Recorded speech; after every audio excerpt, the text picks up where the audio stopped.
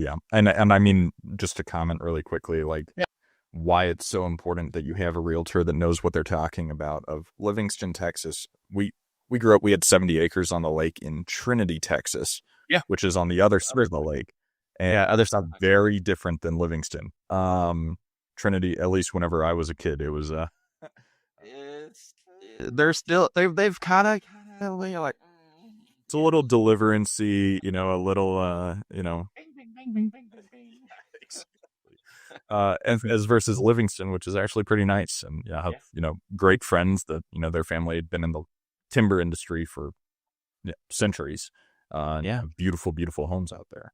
But also, speaking like timber, for example, is I can look at an aerial photo and almost with certainty tell you if it was timber exempt. And they're like, how can you tell that? It's like, because trees don't grow in a straight line. These are all in a straight line. You see these clearings, you have all these trees in a straight line, and you have a huge path that doesn't have trees. In a straight line, and you have a huge path that doesn't have trees. I said at some point or currently, they have a timber property. It's a timber exempt property, and they're harvesting timber right now. And they're like, how can you tell that? I'm like, well, first of all, I've looked at a lot of photos.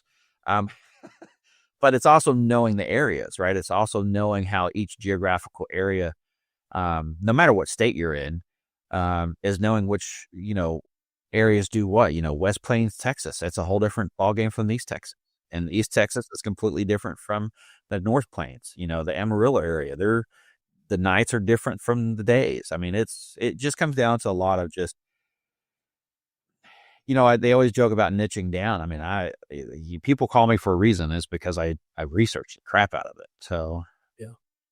Well, Jason, I really want to talk about timber properties,